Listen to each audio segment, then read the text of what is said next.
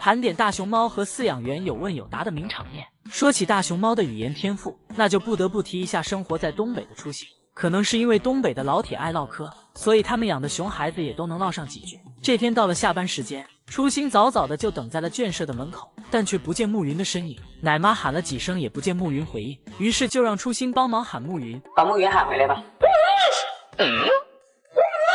就单单初心说暮云这俩字的清晰程度，不知道要打败多少网友的普通话水平。初心不仅会说暮云妹妹的名字，还会说自己的名字。当有游客问他是初心还是暮云时，他也能清晰地说出初心俩字。你是暮云还是初心呢？而初心生活在大连的叔叔金虎，同样会喊隔壁邻居下班回家。这天飞云在外场加班不肯回来，奶妈就让金虎喊他飞云，而且金虎还能和奶妈对话。这天奶妈做了新发型，特意跑到自己好蛋跟前，迫不及待地想听到金虎的赞美。说我好看，说我的新发型好看。我咋也好，你这个熊孩啊！但万万没想到，金虎这个小熊精连说带比划的说了难看。成大因为经常用娃和饲养员做交易，语言表达能力也是很可以的。饲养员换崽时盆盆奶不加蜂蜜肯定是不行的。但有一次是美奶妈伙同其他饲养员用了声东击西的方法，白嫖了成大的娃，成大没得到任何好处。于是后来美奶妈过来给他喂水的时候，他就没好气的和美奶妈吵架。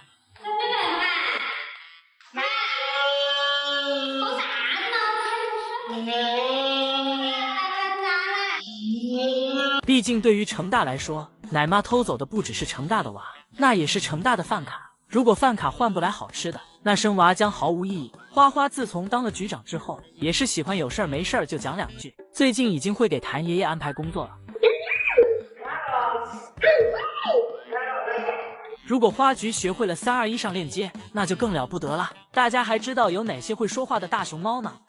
生娃后的小新首次亮相，现身四宝科学公园，和七仔阿宝做起了邻居。小新对这个安排貌似不太满意，刚出场就骂骂咧咧，那是骂完左邻骂右舍，小嘴嘟嘟囔囔的，听这声就知道骂的挺脏。小新内心 OS： 这都是给我安排的什么邻居？左边一个黄毛，右边一个扳手耳，看着都不像什么好熊熊。虽然小新骂的挺脏，但七仔和阿宝全程都是乐呵呵的，心想这美女的声音就是好听啊。小新骂得越大声，七仔就越是想靠近，最后趴在交流窗口上，静静地看着小新不断输出。后来小新走开了，七仔还很失落，一直坐在那里等小新。小新还是一如既往的活泼，拆完大树就去拆木架，简直就是整活小能手。虽然小新已经当了妈妈，她依然很注重自己的形象管理，拿一块木头当梳子，认认真真的给自己梳洗打扮。还记得小新当山大王的时候，每天都会早起2个小时去巡视自己的山头，走到陡峭的地方，小新还知道倒着下坡。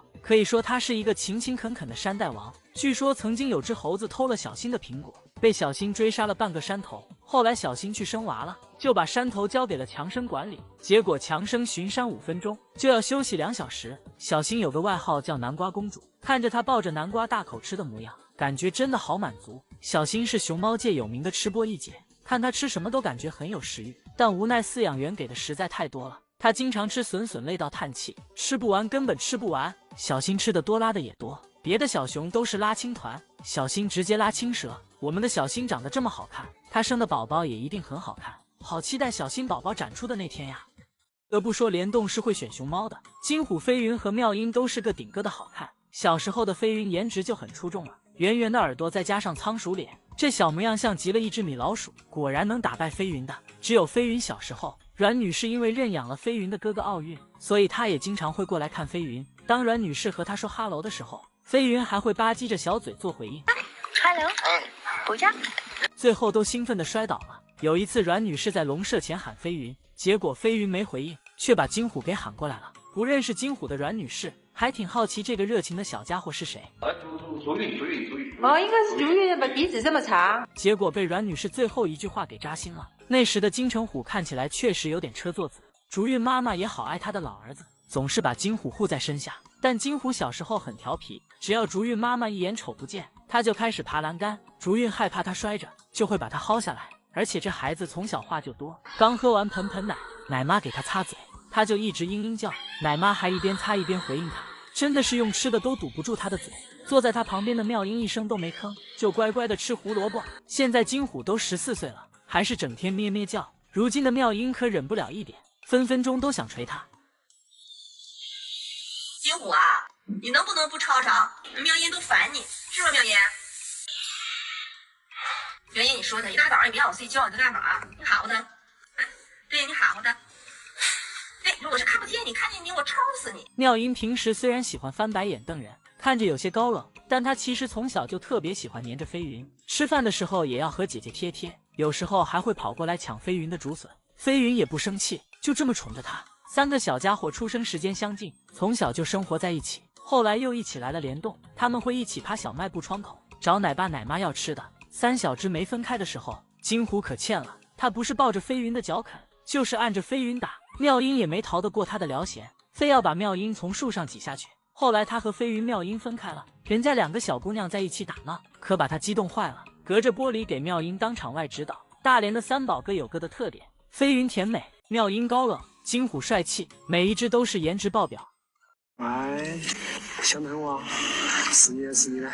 今天跟随新华社的镜头看到了在室内的福宝，徐奶爸说福宝最近胃口非常的好。最近他的食量啊，还有运动量那些有没有什么变化呢？食量增加了，之前他的粪便大概是8到10公斤，这段时间的粪便基本上都稳定在10到12公斤，产食量增加了。然后进食的时间一般是4个小时上下。福宝现在的体重是104公斤，他刚回来时的体重是103公斤。福宝回国后的这8个月体重没怎么增长，估计跟他回到家乡需要适应环境，并且这段时间他还经历了发情期以及假孕期有关。而且徐奶爸还透露，福宝最近也很活泼，喜欢晚上活动，晚上尤其活跃，相当活跃。他一般就是晚上8点钟左右的时候就会吃竹子，再活动到11点多左右。但在评论区看到很多网友说，徐奶爸为什么要抓住福宝的胳膊，还说看着就感觉很用力。首先，每只圈养大熊猫在进行爱心饲喂的时候，一般都要进行脱敏训练。徐奶爸抓握的位置就是平时体检扎针的位置，如果日常不训练的话，在体检抽血时，估计他们基本都很难做到配合。再者，如果福宝感觉特别不舒服，想把手抽回去，大家觉得以徐奶爸的力量控制得住福宝吗？而且肉眼可见福宝吃得挺开心的，如果不舒服他也不会吃了。还有大家最关心的福宝抽搐的问题，徐奶爸说他最近几天都没有再出现抽搐的情况了，只要福宝是健康的，大家也就可以安心了。一次如此清晰地看到贤贤大仔的正脸，小家伙的眼神和同胞弟弟贤贤小仔非常不同。贤贤小仔在圈养环境下被饲养员无微不至的照顾，眼神里尽是纯真与可爱。而贤贤大仔自出生就跟随妈妈一起参加野培，因为鲜少接触到人类，且生活在野外，他的眼神里更多的是坚毅和警惕。虽然他不似弟弟那般饭来张口，万事都需要自力更生，但是他也收获了自由。他们本来就是大自然中的精灵，如此美妙的风景，可能是弟弟一辈子都无法看到的。如今的贤贤大仔跟着妈妈，学会了很多野外生存的本领，即便是大雪封山，他也能爬上20多米的大树，趴在树杈上美美的睡觉，在远处不仔细看，真的很难发现他。不仅如此，他还能在细细的树枝上如履平地般走来走去，这超强的抓握能力和平衡能力，也能为他在野外生存多一份保障。贤贤也好爱他，小家伙爬树，贤贤不放心，就在树下守着他。儿子从上面下来的时候，贤贤还一把把他抱在怀里，这一幕真的很温馨。现在贤贤已经开始教他采食竹子了，小家伙拿着竹子啃，贤贤还帮他举着另一头，这模样像极了人类妈妈手把手的喂孩子吃饭。吃饱喝足后，母子俩还打着手电筒玩起了打雪仗。而另一边，贤贤小仔也坐在院子里欣赏着雪中的风景。两兄弟虽然有着截然不同的命运，但也都是带着对方的期许快乐的生活。你替我安乐，我替你自由。